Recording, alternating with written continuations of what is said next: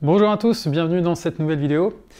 Alors cette vidéo est un peu particulière par rapport aux autres parce que habituellement je dis des choses plutôt positives. Ça fait partie de moi, de ce que j'ai envie de dire, de ce que j'ai envie de parler, d'évoquer. Mais c'est pas que moi tout ça. Il y a d'autres choses dont j'ai envie de parler. Et j'ai aussi parfois envie de parler envie de faire des coups de gueule, envie de parler de certaines choses qui ne vont pas. Et je me suis dit, bon, bah voilà, à force de reporter, il y a un moment, il faut que j'y aille.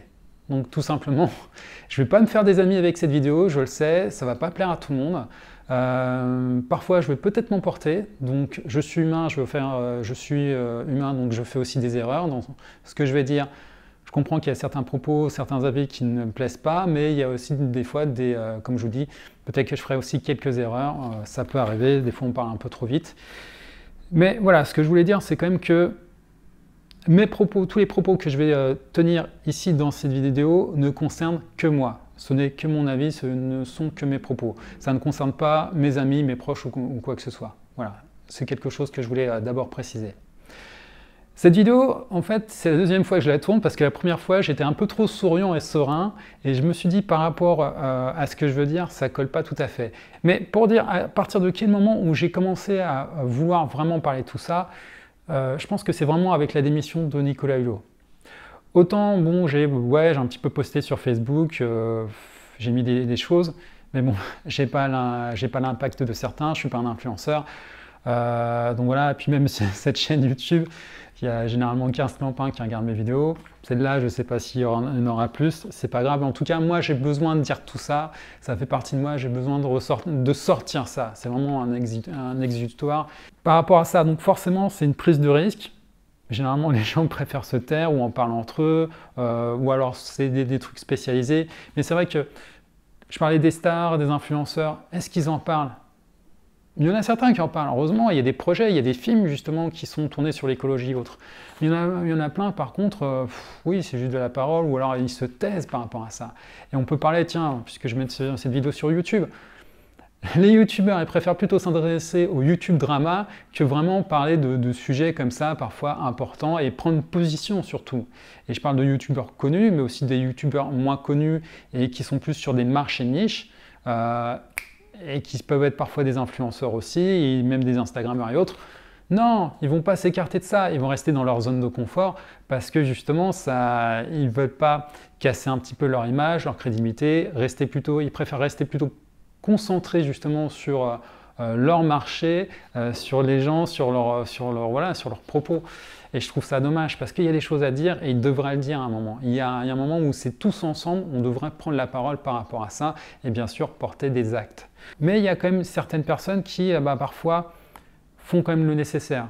Alors par exemple, youtubeur très connu, Thibaut InShape, donc on peut lui reprocher des choses, notamment de ne pas dire que ses vidéos sont sponsorisées à des moments, mais il a quand même mouillé le maillot. Le mec, il a été dans la flotte, il a mis en avant certaines associations et autres, et il l'a fait. Et ça, je trouve ça assez courageux de sa part, même si au final, il ne dit pas haut et fort justement qu'il a quelque chose d'un petit peu militant derrière tout ça. Il reste encore un peu lisse et gentil, mais il n'empêche qu'il mouille le maillot et il essaye de porter comme une voix par rapport à ça. Et puis il y en a d'autres bien sûr qui le font, et tant mieux. Parlons de films de zombies, parce que je trouve que c'est un petit peu ce qu'on est en fait. On est un peu comme des zombies qui ne voyons pas ou qui ne voulons pas voir ce qui se passe. On n'est pas, nous, êtres humains, un petit peu des virus qui propageons un petit peu du mal sur Terre par rapport à la pollution, ce qu'on peut faire et comment on la maltraite. Et même au niveau des animaux, ce qu'on leur fait subir. On est peut-être ça au final, une sorte de virus, un mauvais virus, qui infecte et qui détruit cette nature. Et qui va nous le rendre forcément. Il y a du balayage qui va se faire et qui commence vraiment à se faire sérieusement. Je pense qu'à un moment, il faut arrêter d'être des zombies, de ne pas voir les choses, de ne pas vouloir voir les choses et de continuer comme ça, zombifié, à faire un petit peu notre vie. Non. Il y a un moment, il faut sortir un petit peu de ça. Et je pense que justement, il y a des gens qui prennent conscience de ce qui se passe, et qui essayent d'alerter, qui essayent de prévenir, et qui essayent de justement, pas de flinguer les zombies, heureusement, mais en tout cas d'essayer de guérir un petit peu justement ceux qui sont zombifiés, et ce monde qui, malheureusement, est en train de se détraquer. Surtout qu'on a tendance souvent à s'en foutre un petit peu parfois de ce qui se passe tant que ça ne touche pas directement notre quotidien. Et surtout quand ça se passe loin. Alors qu'il y a des choses qui sont loin et qui ont un impact sur nous. Déjà, rien que, puisqu'on a tendance à voir dans notre cercle un peu fermé, au niveau local, qu'est-ce qui se passe? Alors moi, je suis en France, voilà, je suis français, donc je vais parler surtout par rapport à ma situation géographique. Mais rien que déjà se dire, les giboulées de Mars, est-ce qu'elles sont encore en Mars? J'ai pas l'impression. Et quand on regarde un petit peu nos paysages ont changé. On sait bien que les saisons ont changé. On a des hivers qui sont différents, on a des étés qui sont différents. Et il y a un impact par rapport à nos régions, à ce qui se passe, parfois un peu des inondations, des sécheresses. Mais aussi, ça impacte forcément nos paysages au bout d'un moment. Et en France, on a quelque chose qui est merveilleux, que certains aussi viennent voir touristiquement et comment dire, nous admirent, c'est quand même notre Mont Blanc.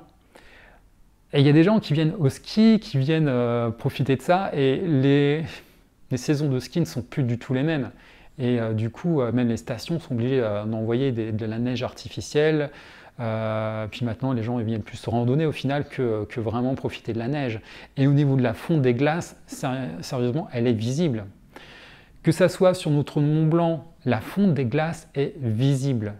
Et que ça soit aussi ailleurs. Il y a même d'ailleurs, je ne sais plus dans quel pays, il y a un glacier qui a perdu le statut de glacier à cause du réchauffement climatique. Voilà, il suffit simplement de regarder et d'avoir conscience de ça. Mais rien que déjà au niveau local, au niveau de notre pays, au niveau de nos régions, il y a des constatations à faire. Souvent on s'en fout quand c'est loin, eh bien je pense aussi qu'il faut regarder aussi parfois plus loin. On a été impacté cet été, alors là je ne sais pas quand est-ce que vous regarderez cette vidéo, là je tourne ça, on est en fin septembre 2019, l'Amazonie. Parce que si je fais cette vidéo-là, c'est parce qu'il y a des choses qui sont passées, et il y a des choses vraiment qui m'ont travaillé. Et je me suis dit à un moment, il faut que j'en parle. Je parlais de Nicolas Hulot, quand il a démissionné, pour moi ça a été un coup de massue, et je pense pour pas mal de gens. Et le message qu'il a porté à la télévision quand il est revenu, et quand il a parlé de ça et autres, il en parlait de manière toujours gentille, il utilise des bons mots et autres, mais clairement le message qu'il est en train de nous faire passer, en tout cas moi c'est comme ça que je l'ai reçu, c'est qu'on va tous crever. Si on continue comme ça, on va tous crever. Et il y a parfois certains films documentaires qui nous font comprendre. Mais est-ce qu'on veut le voir? Est-ce qu'on va aussi loin? On a du mal à voir à long terme. On a du mal à voir à 6 mois. On peut se projeter, on peut faire des projets, mais au final, même en fait, notre vision humaine, nos capacités cognitives, elles ont tendance à se limiter même à 3 mois. Et donc, vouloir voir plus tard, plus loin, 20 ans et autres, on a vraiment du mal. Mais la jeunesse d'actualité, la jeunesse qui est là, elle, l'actualité, tout ça, elle le comprend et c'est vraiment son avenir. Et j'y reviendrai par rapport à tout ça. Donc je reviens par rapport à cette histoire d'Amazonie. Cette histoire d'Amazonie parce que l'Amazonie représente quand même 20% de l'oxygène mondial. 20%. L'Amazonie cet été a brûlé, clairement. C'est la première, je crois que c'est la première année où elle brûle autant, ou en tout cas, il y a eu un pourcentage d'accroissement impressionnant par rapport aux années précédentes. Et ça continue parce que Bolsonaro a une certaine politique. Et ce n'est pas que le seul endroit qui est en train de brûler. On dit que l'Amazonie, c'est le poumon de la Terre. Mais en fait, quand on regarde justement, c'est la latitude, si je ne me trompe pas, tout ce qui est par rapport au niveau du globe, on a la latitude. Si on regarde au niveau des régions, on a l'Amazonie d'un autre côté, ok, c'est au niveau des Amériques, mais d'un autre côté aussi, on a aussi l'Afrique. Au niveau de l'Afrique, et même en Asie, il y a des grosses forêts qui sont très importantes. Regardez aussi au niveau du Congo, par exemple, ce qui se passe en Afrique au niveau de l'été et autres. Il y a des sécheresses. Après, il y a aussi une certaine agriculture qui se veut aussi parfois de la culture de la terre brûlée, qui peut être bonne, mais si elle est contrôlée. Et voilà, il y a des régions où il y a vraiment une déforestation qui est en train de se faire, soit parce qu'ils veulent cultiver davantage, soit parce qu'ils veulent vendre des exploitations, ils veulent vendre du bois, ou ils veulent détruire, enfin bref, il y a des choses qui sont en train de se passer. Et là, je reviens donc par rapport à l'Amazonie, parce que c'était le grand sujet, il faut en parler. 20% de l'oxygène mondial, c'est l'Amazonie. Le Brésil a 60% de l'Amazonie, ce n'est pas rien. Et ce que M. Bolsonaro est en train de faire, moi je le condamne. Monsieur Bolsonaro, si vous regardez cette vidéo, j'espère que vous la regarderez, qu'elle sera traduite. Je condamne votre politique. Ce que vous faites, c'est purement clairement ce qu'on dit en français, c'est dégueulasse. Et c'est, je pense, clairement un crime contre l'humanité. Et je vais revenir par rapport à ces notions-là de crime contre l'humanité, de choses qu'il y a à dire par rapport à ça. L'oxygène, elle est partout. L'oxygène est mondial. Il n'y a pas de frontière, l'oxygène. Autant l'eau. L'eau, il y a parfois des ressources qui sont là, qui sont locales, et dans certains pays, elle est limitée. Elle est limitée pour essayer de la trouver. Elle n'est pas forcément abondante. Dans nos pays industrialisés, l'eau c'est facile, elle est en bouteille facilement dans les supermarchés, il suffit aussi d'ouvrir le robinet, hop, ça coule. Mais dans d'autres pays, pour la trouver, c'est bien plus difficile. Elle est du coup stockée où il faut la chercher dans les sous-sols, il faut creuser. Dans le désert, il faut creuser pour justement la trouver. Ou alors il faut essayer d'arriver à la capturer. Et c'est difficile, mais grâce à nos capacités, nos technologies actuelles, on arrive aussi même à capturer l'air, l'eau qui est dans l'air. Et ça, c'est génial. Il y a vraiment des choses à faire par rapport à ça. Mais elle est difficilement accessible, elle n'est pas partout, elle est parfois coupée, elle va aussi dans certaines rivières et autres. Mais l'oxygène, est-ce que c'est justement limité, coupé, quoi que ce soit? Est-ce qu'il y a des problèmes de géographie ou de frontières? Non, il n'y a rien de ça. L'air, en fait, circule partout. Elle n'est arrêtée par rien. Des montagnes, hop, ça va au-dessus. Si on ferme, oui, si on isole parfaitement une pièce, c'est fermé, ok, on arrive à capturer de l'air, de l'oxygène. Mais au final, sur Terre, non. L'air, c'est vraiment ce qu'il y a de plus libre au monde. L'eau, encore, ça peut être fermé, mais il y a des lacs, et encore, il y a des choses parfois souterrains. La pluie qui vient tomber, justement, mais justement, ça vient aussi de l'air, ça vient des nuages et autres. L'air est partout, et elle ne se limite pas à des frontières. Et on l'a vu notamment avec Tchernobyl. Quand on disait l'incident nucléaire de Tchernobyl, la centrale qui a explosé, on a dit « vous inquiétez pas, les radiations ne vont pas dans notre pays, en France, ça s'arrête à la frontière ». Les radiations qui sont arrêtées à la frontière, franchement. Pensez que les vents n'ont pas porté la radiation après dans les terres en France? Si, bien sûr, que si. L'air va partout, et elle est mondiale, et elle se diffuse partout.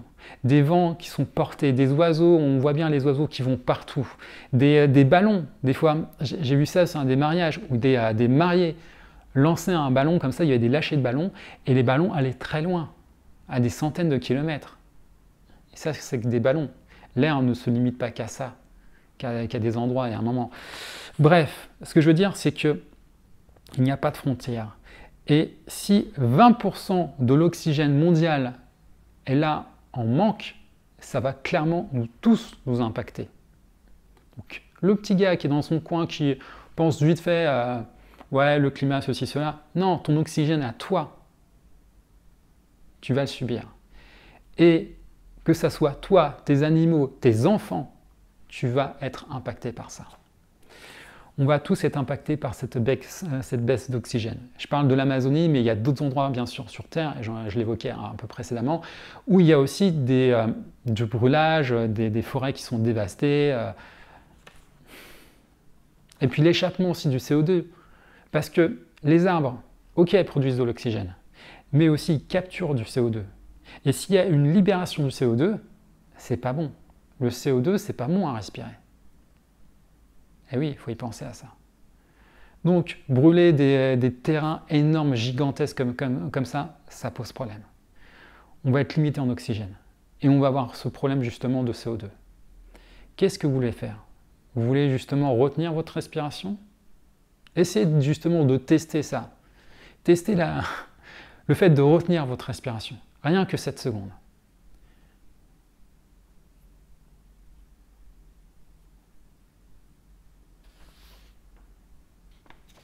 « 7 secondes. Ça peut paraître long. Mais si vous deviez faire ça toutes les minutes, 7 secondes. Et 7 secondes par rapport à 60 secondes, ça ne représente pas les 20%. Il y a l'Amazonie qui est en train de brûler, qui est en train d'être déforestée, d'autres endroits sur Terre qui sont en train d'être déforestés, donc on a plutôt intérêt à replanter. Si on commence à manquer d'oxygène, comment on va faire? Je parlais tout à l'heure de l'eau. L'eau, on peut la capturer, on peut l'acheter donc en bouteille, on peut l'acheter via le robinet. Dans nos pays industrialisés, on ne va pas la chercher dans les sols, ou alors pour faire nos jardins, ni à la rivière. Mais ce fut le cas à des années en arrière. Maintenant, on a tellement pollué l'eau, on dit que c'est impropre, que ça en devient compliqué d'aller boire l'eau à la rivière, à moins d'habiter dans les montagnes, et là, elle est beaucoup plus purifiée. Et quand je vois par exemple des mers, notamment la mer Méditerranée, qui est une des mers des plus polluées, moi ça m'inquiète. On peut parler des mers, des océans, de l'eau dans son ensemble. Et ce que je veux dire, c'est que voilà, dans certains pays, on est obligé vraiment d'avoir cette eau en bouteille ou par robinet, par de manière industrialisée. Et qu'est-ce qu'on va faire au niveau de l'oxygène du coup? Si on commence à manquer de 20% d'oxygène, est-ce que l'humain il va pouvoir faire ses activités habituelles? Là, ça va commencer à être compliqué. Est-ce qu'on va devoir acheter en supermarché des bonbonnes d'oxygène? Mais vous imaginez un petit peu le truc complètement dingue? Et au niveau des sportifs, qu'est-ce qu'ils vont faire? Vous allez voir vos sportifs préférés en train d'aller courir avec des bonbonnes d'oxygène. Vous pensez que les clubs de foot, parce que le Brésil, la capoeira, le football, c'est des sports nationaux là-bas. Vous imaginez leurs sportifs là, avec des bonbonnes à oxygène justement pour faire les matchs et autres? Non, il faut arrêter les bêtises. Et justement, les clubs sportifs, parce que le sport, c'est quand même quelque chose d'extrêmement important et puissant. Les lobbies sportifs et autres. Pensez-y justement, l'oxygène. Vous-même, vous devriez justement remettre ça en question et faire quelque chose. Parce que c'est votre économie, clairement, qui va en toucher, qui va en pâtir. C'est le problème, c'est que souvent, pour pouvoir faire agir certains, il faut penser justement en termes d'économie. Les gros industriels et autres, ce qu'ils voient, c'est avant tout le profit rapide, pas forcément à long terme, et pour la planète. Mais si on commence à les toucher à leur portefeuille, ah là, ils vont sentir les choses différemment. Et je reviens justement par rapport à Bolsonaro. Je me demande si lui qui disait « Oui, il y en a marre de la corruption, nous allons lutter contre la corruption, je vais lutter contre la corruption », est-ce qu'au final, lui, il n'est pas un peu corrompu, d'une certaine manière? Parce que ce qu'il est en train de faire a déterré d'ailleurs certains projets que voulaient mettre en place des gouvernements précédents pour industrialiser, mettre des barrages et autres, mais au final faire profiter des entreprises, des industries. Est-ce qu'il n'y a pas une certaine corruption derrière? Alors je veux bien croire que oui, on veuille faire bénéficier de son pays justement un essor industriel, économique, c'est important, mais à quel prix et comment? Et là, franchement, ça fait peur. Et je me demande si au final, ça ne tourne pas un peu à la corruption, tout ça. Monsieur Bolsonaro, je l'ai dit, l'air est partout. L'air circule partout. Et tout le monde en a besoin. Et vous pensez que des pays qui sont loin géographiquement n'en ont pas besoin? On a vu que la pollution, elle arrivait quand ça brûlait au niveau de vos pays, de vos villes et autres. Ça circule. Et ce que vous êtes en train de faire, c'est donc d'asphyxier des gens. Et vous pensez sérieusement qu'il y a des pays qui vont vous laisser faire. Je parle de vous, mais il y en a d'autres encore. Vous pensez sérieusement que là-bas, par exemple en Asie, ils ne vont pas se dire « Tiens, mais nous aussi on a besoin d'oxygène ». Vous ne pensez pas qu'il y a des gens qui vont justement, à un moment vous accuser et vont vous demander des comptes? Pensez à ça. Vous n'êtes pas seul. Ça fait partie d'un ensemble. Et tout le monde est concerné. Il y a eu le G7 qui s'est passé, ou G8, G9, je ne sais plus exactement. Mais voilà, il y a eu un G quelque chose qui s'est passé cet été. Et comme il y a eu ces grands feux de l'Amazonie et autres, à un moment, ils ont pris conscience de ça. Alors, on peut décrier Macron. Je vais revenir, voilà, parlons-en, Monsieur Macron, Monsieur le Président de la République française, Monsieur Emmanuel Macron. On peut lui reprocher des choses, clairement, je lui reproche des choses. Je ne suis pas un gilet jaune dans l'âme, mais je soutiens quand même une bonne partie des actions des gilets jaunes, clairement. Il y a des choses vraiment qu'on peut lui reprocher, des choses qu'il a mal fait ou qu'il a mal dit. Il y a des choses positives aussi, hein, et j'en retiens. Là, Monsieur Macron, il a au moins cet avantage d'être un grand représentant de la nation française. Parce que, clairement, il a redonné du poids et de la crédibilité au niveau international. Notre pays, qui est tout petit quand on regarde bien une carte, nos globes parfois ont tendance enfin nos cartes plutôt ont tendance à grossir la France, mais quand on regarde vraiment par rapport à un globe, on voit vraiment la petitesse de notre pays, et pourtant on a un vrai impact économique et autres, politiques, sur la scène internationale, c'est impressionnant. Et lui, c'est vrai qu'il sait quand même embarquer les gens et faire des choses, proposer. Il y a des défauts, le CETA et autres, ça on peut le condamner pour diverses raisons, ça peut faire l'objet d'une autre vidéo, mais il y en a qui ont déjà très bien parlé. Mais voilà, ce que je voulais dire, c'est que par rapport à ce qui s'est passé dans cet événement international, encore là, il a eu la parole forte, il a voulu faire des actions fortes, pas que des paroles, parce que souvent ça en reste des paroles, mais justement mener un projet, comment dire, pour aider justement les pays de l'Amazonie, et notamment aussi du Brésil. Et forcément, Bolsonaro, il n'a pas aimé. Il a traité de colonialiste. La France colonialiste. Alors oui, on a une époque colonialiste. On l'est encore à certains moments où la manière dont on gère les relations dont on a avec certains pays africains, je pense. Mais on ne l'est pas partout, on ne l'est pas autant qu'avant, clairement.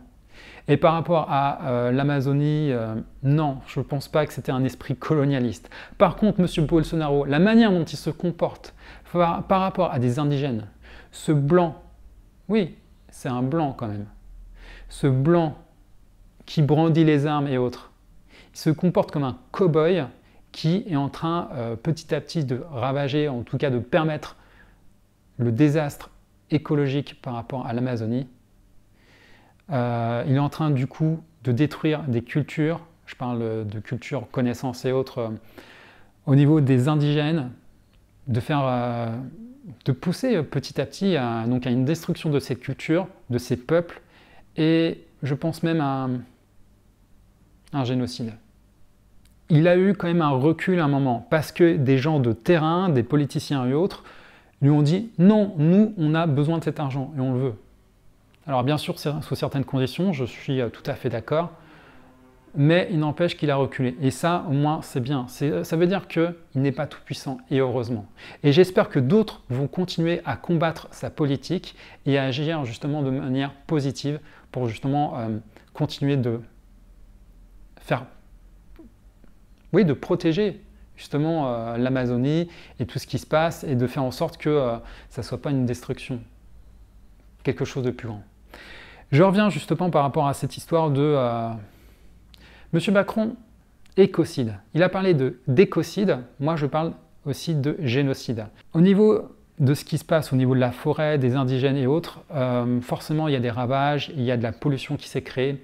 Je parlais tout à l'heure précédemment de Tchernobyl, oui c'est de la radiation, et ça affecte et ça crée des maladies et ça tue des gens, mais tout ce qui est fumée et autres, forcément tout ce qui est cendre, au niveau de leur culture, au niveau de ce qu'ils pouvaient produire, au niveau des cendres et de la fumée qu'ils ont dû respirer, au niveau de leurs animaux aussi, qui certainement, voilà, ils vivaient et exploitaient, eh bien je pense que là c'était une destruction. Et forcément aussi les gens qui ont inhalé tout ça, ils vont avoir des problèmes. Il y a des fumées qui se sont propagées bien plus loin à cause de tout ça, de ces fumées, de ces brûlages, qui ont été bien plus loin dans les terres, même qui ont couvert des villes industrialisées et qui se retrouvaient avec des ciels sombres à cause de toutes ces fumées. Je pense que les gens qui ont respiré ça, ils ne devaient pas se sentir très bien. En France, on parle justement de Notre-Dame, de ce qui s'est passé, de cette destruction de notre patrimoine historique avec voilà, ce monument qui a brûlé. Et il y a eu justement ce problème avec le plomb. Une pollution au plomb qui s'est faite. Et là, on en parle beaucoup. Il y a même eu quelque chose, un incendie qui s'est passé dans une industrie à Rouen. Quand il y a fumée, il y a aussi pollution. Donc le plomb, c'est une pollution, mais de toute façon, la fumée en général, et surtout le feu, par le feu comme ça, il y a de la pollution. Et il y a des problèmes après respiratoires. Et au niveau des enfants, c'est aussi, bien sûr, c'est bien une catastrophe. Toutes les personnes qui sont, comment dire, au niveau de la santé physiquement, qui sont plus faibles, il y a un problème. Les enfants, mais les gens qui ont des problèmes respiratoires ou qui sont déficients immunitaires, forcément, ça va poser problème. Et ça va tuer des gens. Ça en devient un génocide petit à petit. Bolsonaro, ce cow-boy qui justement, eh bien au final, avec sa politique, pas forcément lui directement, mais en tout cas, il aide à ça, à faire massacrer des peuples. Repensons justement aux Indiens d'Amérique. De toute façon, c'est dans les Amériques tout ça. Mais ce qui s'est passé avec les Blancs colonisateurs qui sont arrivés, qui ont débarqué, qui ont voulu conquérir des terres, qui ont tué des bisons et autres, qui ont fait justement un génocide sur ces Indiens. Les États-Unis d'Amérique, à la fois, sont un peuple assez glorieux, mais aussi ont une histoire assez sombre, justement par rapport à tout ça. Et là, on a quelque chose clairement d'assez sombre qui est en train de se passer en Amazonie. Et c'est terrible. Ces indigènes, en fait, ils sont plutôt des gardiens. L'Amazonie, parlons-en, qu'est-ce que c'est? Moi, je vois ça comme le jardin de Dieu sur Terre. Alors, il y a des gens qui ne vont pas forcément aimer ce propos parce que ça fait assez religieux. Mais quand on regarde justement, regardez des documentaires, des images, mais c'est merveilleux, c'est magnifique. Ces endroits comme ça, c'est toute cette diversité et autres, waouh! Donc, si vous êtes religieux, oui, on peut penser en termes de jardin, et ce n'est pas le seul jardin sur Terre, mais un des jardins justement de Dieu sur Terre. Mais pensez aussi en termes de symbolique, clairement c'est ça, c'est un des jardins de Dieu sur Terre. Et on est en train de détruire ça, de ravager ça. Je pense qu'il faut le garder. C'est important, ça fait partie de notre patrimoine. 60% de l'Amazonie fait partie du Brésil. Mais l'Amazonie représente 20% de la respiration globale, de nos poumons, de l'oxygène mondial. Ça ne peut pas appartenir qu'à un seul pays. Je suis désolé de dire ça. Je pense qu'il y a des lieux sur Terre, et l'Amazonie en fait partie, qui ne peuvent pas appartenir à un seul homme ou à un seul territoire, en tout cas pas à un seul pays. C'est vraiment ce que je pense. Les indigènes qui sont là-bas, pour moi, doivent être des gardiens justement de ce patrimoine de l'humanité. On ne doit pas envoyer, on ne doit pas permettre à des industriels de pouvoir ravager ça, à des agriculteurs de pouvoir justement ravager tout ça. On doit pouvoir permettre au contraire de pouvoir sauvegarder tout ça et de l'entretenir. Voilà, ça fait partie de nos vies, de l'humanité. Mais pas que l'humanité, mais aussi tous les animaux qui sont là et qui vivent avec nous. Il ne faut pas l'oublier. On n'est pas que seuls sur Terre, que nous les humains. On a trop tendance à l'oublier et justement de rabattre justement les autres en forme d'esclavage, alors qu'ils vivent aussi avec nous et en symbiose normalement. On est censé vivre en symbiose. Et on est en train de tout bouleverser et c'est en train de nous revenir dans la gueule. Parce que je parlais au niveau des ravages, je parlais des fonds des glaces et autres, au niveau des rivières, ça se voit, il y a des pollutions, et on peut parler du plastique, on peut parler aussi des ouragans qui viennent et qui sont de plus en plus fréquents et de plus en plus violents. On en a un là qui va apparemment, de ce que j'ai vu vite fait, qui va arriver sur l'Europe. Donc oui, ça fait partie de notre temps. Si on doit mettre de l'argent, quelque part justement aussi, c'est pour aider ces gardiens à pouvoir justement entretenir ce patrimoine. Et pas simplement être là en train de mettre de l'argent à ravager des forêts et à mettre des usines et autres ou n'importe comment. Non, si on doit mettre de l'argent justement, c'est pour restaurer et garder justement ce patrimoine. Et essayer de le protéger, mettre des canadaires et autres quand il y a des feux. Parce que forcément, il y a des feux avec des températures en été, ça arrive toujours. Les feux ne sont pas provoqués que par l'homme. Souvent c'est par l'homme, mais pas que. Alors je condamne certaines choses. Mais il faut parler aussi un peu à un moment de solution, de pourquoi aussi entretenir tout ça. Et là, quand je disais le niveau des industriels, de toutes ces économies, il faut penser aussi en termes d'économie, parce que c'est comme ça que ça les fera bouger certains. Eh bien, pensons justement à ce que l'Amazonie, tout ça peut nous apporter. Toutes ces terres, tous ces arbres, même les animaux, qu'est-ce qu'ils peuvent nous apporter? Eh bien, ça joue au niveau aussi de notre économie et aussi de nos technologies. Parce que les plantes, les premiers médicaments qu'on a faits, vous croyez que c'est avec quoi? On n'avait pas toutes ces usines et autres, on avait nos plantes qui étaient là. Nos plantes, les cataplasmes et autres, c'est par les plantes. Nos médicaments premiers, c'est par les plantes. Les plantes nous relèvent des choses. On parle voilà, de médicaments, de chimiques et autres, mais ça c'est de la chimie naturelle. Et nous-mêmes, on a besoin de chimie. Notre corps produit de la chimie naturelle. Tout ce qui est justement au niveau des hormones et autres. Et il y a encore, je pense, vraiment à tirer des connaissances de tout ce qu'il y a là-bas au niveau de cette chimie. On a à portée de main une pharmacie extraordinaire qu'on a encore à étudier, à exploiter, et au mieux justement. Faisons au mieux justement pour pouvoir nous guérir encore de certaines maladies et de nous entretenir et d'être encore mieux, d'être en meilleure santé et d'aller encore plus loin dans ce qu'on peut faire. L'Amazonie, je suis convaincu que ça peut nous apporter vraiment de la connaissance au niveau de la pharmacologie, non? En tout cas, voilà, de tout ce qui est pharmaceutique. Ça peut nous apporter clairement des choses. Et au niveau des animaux encore qui sont là-bas et autres, je suis sûr qu'on en a à apprendre. Parce qu'au niveau même des animaux et des espèces, forcément, on a toujours aussi des choses à en tirer. Et rien qu'un exemple. Les requins. La peau de requin est quelque chose d'extraordinaire. Ils ont une capacité justement à pouvoir glisser au niveau de l'eau, enfin en tout cas à se faufiler. Il y a quelque chose de vraiment aérodynamique au final, au niveau de la forme et au niveau de la peau, la manière dont elle est constituée. Et c'est quelque chose vraiment que nos industries déjà, comment dire, étudient. Et ça a été justement, cette technologie a essayé d'être dupliquée, en tout cas mis comme il pouvait sur le marché, à travers des combinaisons pour les plongeurs. Et il y en a justement au niveau des JO qui ont essayé de plonger avec ces nouvelles combinaisons. Et c'est vrai que ça améliore les performances.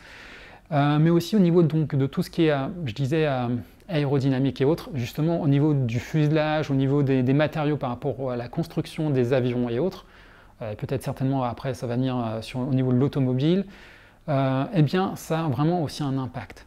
On peut donc améliorer, grâce à ça, justement notre capacité à pouvoir voler et à du coup aussi à moins consommer. Si on a une meilleure, comment dire, s'il y a moins de résistance, si on a une meilleure aérodynamique, eh bien justement on peut voler plus facilement et moins consommer. Et ça c'est intéressant. Vous voyez ce que je veux dire, c'est que par rapport à tout ça, en fait, il y a vraiment des choses à apprendre de l'Amazonie, de tout ce que ça peut nous apporter aussi au niveau économique et au niveau culturel. Et il y a quelqu'un qui en parle tellement bien, c'est Idriss Aberkan. Il parle de l'économie de la connaissance. Il parle que justement, tout ça, ce sont des livres. Les animaux, mais surtout, voilà, toutes ces plantes, ces végétaux qui sont là, ce sont des livres ouverts. En tout cas, des livres qu'on doit étudier et qui font tellement mieux que nous. On essaie des fois de les reproduire et autres, mais on en a encore du mal et on en est encore loin. On doit vraiment les étudier. Et ce qui est affolant, c'est qu'on est en train de brûler justement cette bibliothèque qui est immense. On est en train de brûler des livres. Et là, je vais faire un parallèle. Il y en a certains qui ne vont pas aimer, et ça va piquer. Mais rappelez-vous ce qui s'est passé pendant la Seconde Guerre mondiale. Les nazis, qu'est-ce qu'ils ont fait? Avec les juifs, mais aussi avec les livres, avec la connaissance. Plein de livres qu'ils ont rassemblés et qu'ils ont voulu brûler.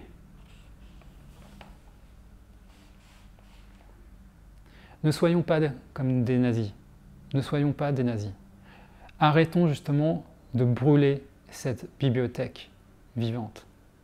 Et du coup, le Brésil, au niveau de son économie, au niveau de ce qu'elle pourrait faire, elle pourrait devenir, du coup, si elle se mettait davantage à toute cette pharmacie, à étudier tout ce qui est là, à portée de main, cette richesse extraordinaire, à devenir encore plus une grande économie mondiale et technologique. Vraiment un pays technologique impressionnant. Elle aurait vraiment à nous apprendre et à revendre. Au niveau des agriculteurs qui sont là-bas, je peux comprendre qu'ils sont en détresse, ils ont envie d'exploiter tout ça, ils ont envie de pouvoir vivre. On ne s'en rend pas compte dans nos pays industrialisés, surtout en Europe, en tout cas dans certains pays en Europe, justement parfois la détresse de certains agriculteurs. En tout cas la détresse de certains qui ont besoin de vivre et de manger. Bon, bien sûr aussi en France, hein, on a aussi nos problèmes à ce niveau-là, nos agriculteurs aussi qui ont des soucis, et ce qu'on essaie de mettre en place est extrêmement compliqué. Est-ce que justement la manière dont ils sont payés, c'est surtout ça, par rapport à tout ce qu'ils exploitent. Bref, il y a des choses à redire par rapport à ça, notre système n'est pas bon. Mais ce que je veux dire, c'est que je peux comprendre vraiment que là-bas, au Brésil et dans d'autres pays, en Asie aussi, en Afrique, eh bien, ils ont besoin de manger. Ils ont besoin de gagner leur croûte, ils ont besoin de gagner de l'argent.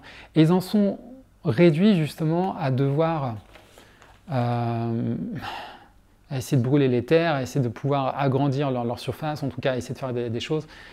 Mais voilà, peut-être qu'ils ne connaissent pas toutes les techniques et ils ne se rendent pas compte aussi des ravages que ça fait. Mais qu'eux-mêmes, justement, ils ont aussi un devoir par rapport à tout ça. Donc je peux comprendre qu'ils soient dans cette détresse et qu'ils, malheureusement, profitent de cette politique de Bolsonaro pour justement faire tout ça. Et ils font partie du problème. Mais du coup, je dirais qu'ils font aussi partie de la solution. Il faut leur apporter notre aide pour pouvoir justement avoir une économie et une agriculture différente.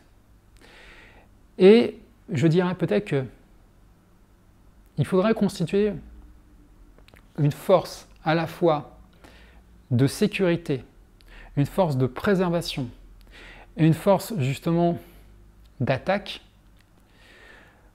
au niveau justement de l'Amazonie. Il faut préserver tout ça. Les indigènes peuvent clairement contribuer à ça. Quand je disais qu'ils sont les gardiens de nos poumons, c'est pas rien. Je pense qu'on devrait donc payer, ou aider en tout cas, les indigènes qui sont là-bas à être dans cette force qui serait là pour préserver justement ce patrimoine. Et ceux qui font, comme je disais, partie du problème, ces agriculteurs et autres, ils devraient du coup aussi, je pense, s'intégrer à cette force en présence. Et justement, voilà, ils auraient du coup un job, ils auraient de l'argent, ils seraient là en train justement de faire quelque chose de plus grand qu'eux. Et je pense que voilà, il y a parfois des problèmes, mais justement les problèmes parfois font partie de la solution. J'essaye j'aimais comme ça une idée, c'est une idée. Il y a le Brésil, mais il n'y a pas que le Brésil. On peut parler notamment d'autres nations. Je ne l'ai pas noté là-dessus. Mais si je ne me trompe pas, ça ne serait pas le président du Chili? En tout cas, il y a d'autres présidents là-bas, dans le coin, qui ne sont pas clairs aussi, et qui ne font pas les bonnes choses par rapport à l'Amazonie ou par rapport à justement tout ce qu'il y a à faire, par rapport à cette culture, à cette diversité à entretenir. Il y a d'autres dirigeants qui ont aussi leur tort. Il y a des industriels, clairement, qui ont leur tort. Mais voilà, donc je peux taper sur Bolsonaro, je peux vous dire, monsieur Bolsonaro, que ce que vous faites, c'est vraiment mal, mais vous n'êtes pas le seul. Il y a vraiment plusieurs pays qui devraient se mettre en commun, justement, pour pouvoir mieux gérer l'Amazonie et en faire quelque chose de commun. Et la France en fait partie. Puisque, on l'oublie, on pense France, France métropolitaine, ou alors un peu la Corse, ou vite fait au loin un petit peu les Réunionnais. Mais la France, c'est pas que ça, c'est pas que la France métropolitaine. On a aussi un territoire important là-bas. Il ne faut pas l'oublier. On a une grande frontière justement avec ces pays-là. On a notre territoire aussi en Amazonie. On a du territoire en Amazonie. Et je pense que du coup, il faut oublier cette histoire de mine d'or, parce qu'on a une grosse mine d'or là-bas, il y en a qui veulent l'exploiter. Non, laissons ces minerais. Laissons ces minerais. Ce n'est pas eux qu'il faut exploiter. C'est justement ces livres qui sont là à notre disposition. Nous aussi, on a affaire là-bas. Et par rapport à ça, par rapport à la responsabilité, aussi, chacun, on a nos responsabilités, en tant qu'individu. Par rapport à ce qu'on fait et à ce qu'on pense qu'on a à dire, eh bien, on a aussi nos responsabilités. Je voulais le dire avant, je l'ai un peu zappé, mais... Ok, je pointe les torts de certains. Mais moi-même, j'ai aussi mes propres torts. Je ne vais pas le nier. Je suis pas parfait, je suis très loin d'être parfait. J'ai fait tout à l'heure, vite fait, une petite liste de choses, par exemple, que je fais mal. Par exemple, voilà, j'ai une veste en cuir, les animaux. Je fais mes courses en grande surface. Est-ce que je fais mes courses en local? Je pense très peu au final. Donc c'est aussi des choses à revoir. Il faut justement améliorer justement le local, nos agriculteurs qui sont là. Je ne mange pas toujours bio. J'utilise plus du tout les transports en commun. Quand je fais des grandes distances, ouais, de temps en temps, je fais du covoiturage avec ma coopérative. Mais sinon, quand je me déplace pour voir des amis et autres qui sont à droite, à gauche ou la famille, je fais pas de Blablacar, mais je devrais faire du covoiturage. Je devrais. Voilà, ça c'est quelques points que j'ai notés et il y a d'autres choses comme ça que j'aurais à me reprocher. Mais j'essaie aussi de m'améliorer. Par exemple, j'ai réduit ma consommation de viande. Voilà, j'ai banni aussi la canette rouge. Je pense que vous voyez de qui je parle. La canette rouge, franchement, par rapport à ce qu'ils font, ce qu'ils exploitent et comment ils exploitent certaines populations, non, il faut les bannir. En tout cas, il faut boycotter, je pense. C'est mon avis. Il y a aussi une célèbre pâte à tartiner. Hop! J'évite en général le gaspillage alimentaire, j'essaie vraiment de doser. Je coupe systématiquement les appareils dont je ne me sers pas, notamment les veilles, hein. Tout ce qui est veille aussi ça consomme, donc il faut couper. Je trie mes déchets, en tout cas tant que je peux. C'est vrai que je ne suis pas encore au compost, mais en tout cas j'essaie de trier mes déchets. Je ne prends pas une douche tous les jours, il y a d'autres moyens, et ça on peut parler au niveau de l'hygiène, il y a vraiment des choses à redire. Il y a des gens qui croient que tout se laver, se récurer, c'est forcément bon pour la peau et autres, alors que non. J'achète pas toujours neuf aussi, j'achète aussi d'occasion, et ça il faut en parler. Acheter constamment neuf et de la surenchère, de la consommation et autres, c'est pas très bon. Bref, voilà, j'ai des torts, mais j'ai aussi des choses sur lesquelles j'essaie de m'améliorer. Et je pense que chacun, vraiment à notre niveau, eh bien, on a des choses qu'on peut faire mieux. Ça, il faut le penser. Il faut penser justement de manière globale, et pas simplement à notre petit tout. On a quelque chose à faire. Comme je disais précédemment, on est des petites gouttes d'eau. Mais ensemble, on est une rivière et on peut faire des choses ensemble. Donc voilà, donc prendre nos responsabilités en tant que consommateurs, mais aussi en tant que producteurs. Et là, j'espère que ça touchera aussi certains industriels. Remettez-vous en question, justement, par rapport à ça. Et nous, en tant que consommateurs, à un moment, on pourrait se dire, bah voilà, on pourrait peut-être boycotter un peu les produits brésiliens, par exemple. Ça serait dommage pour les Brésiliens, parce que je pense qu'ils ont besoin justement de pouvoir vendre. Il y a cette économie du soja qui est extrêmement importante. Je crois qu'ils sont devenus les premiers producteurs ou seconds producteurs de soja. Et pour justement compenser la viande, c'est vrai que c'est intéressant. Mais il y a des choses à redire justement par rapport à ça. Et la manière dont c'est fait. Et l'huile de palme et compagnie. Voilà, ça c'était vraiment ma première grande partie, un peu coup de gueule par rapport à tout ça que je voulais dire. Mais bien sûr, il y a une autre partie dont il faut que je parle. Ça va être aussi par rapport à tous ces messages qui sont populaires et qui sont aussi au niveau de la jeunesse et de Greta Thunberg. Il faut en parler de tout ça. Parce que ça fait partie de l'actualité et ça va durer encore un moment.